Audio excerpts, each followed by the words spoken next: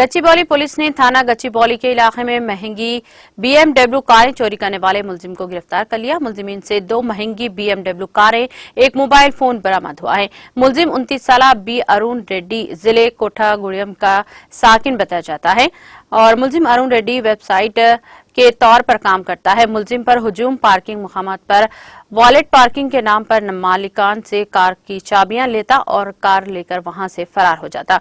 मुलजिमीन चोरी के बाद गाड़ियों पर जाली नंबर प्लेट्स लगाकर घूम फिरा करते थे। 24th of June నాడు మనకి బౌల్డర్ హిల్స్లో బాలీవుడ్ సింగర్ ఒక ఆయనది మ్యూజికల్ ఈవెంట్ జరిగింది.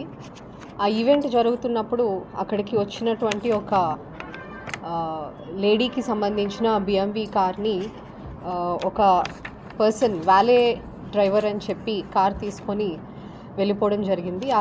ఆ సందర్భంగా మనం ఒక కేసు రిజిస్టర్ చేయడం జరిగింది.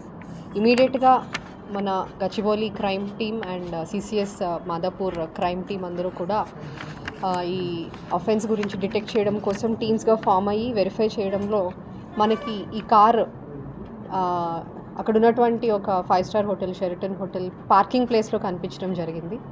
అక్కడ కనిపించిన దగ్గర నుంచి మనం అక్కడ మన టీమ్స్ సర్వేలెన్స్ పెట్టుకున్నాము.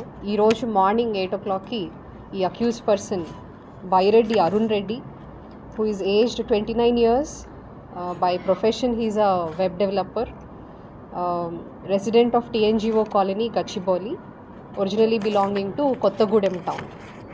ఇతను రావడం జరిగింది. వచ్చినప్పుడు he tried to reach out to that stolen car. అక్కడికి వెళ్ళినప్పుడు మన వాళ్ళు ఇమీడియట్గా అక్యూజ్ని అప్రిహెండ్ చేసి అతన్ని ఇంట్రాగేట్ చేయడంతో he has confessed not only this offense, మనకి ఒక 1 year బ్యాక్ లాస్ట్ ఇయర్ మేలో 040 పబ్ దగ్గర నుంచి కూడా సేమ్ ఇటువంటి company like the BMW car only got stolen that time also. అది కూడా కన్ఫెస్ చేయడం జరిగింది. మనం వెరిఫై చేస్తే అది అతని ఇంట్లోనే వేరే నెంబర్ ప్లేట్తో జార్ఖండ్ స్టేట్ నెంబర్ ప్లేట్తో అతను పెట్టుకొని ఉండడం మనము గమనించడం జరిగింది. ఈ డిటెక్షన్లో the DI Gachibowli Ravinder and CCS Madapur Inspector Srinivas with all his teams, they have done extremely well. And ఇతను వెబ్ డెవలపర్గా పనిచేస్తూ ఇప్పుడు ఈ BMW కార్స్ అంటే ఒక ఇట్స్ ప్రొనౌన్స్డ్ 4 ways. ఈ కార్స్ అంటే ఒక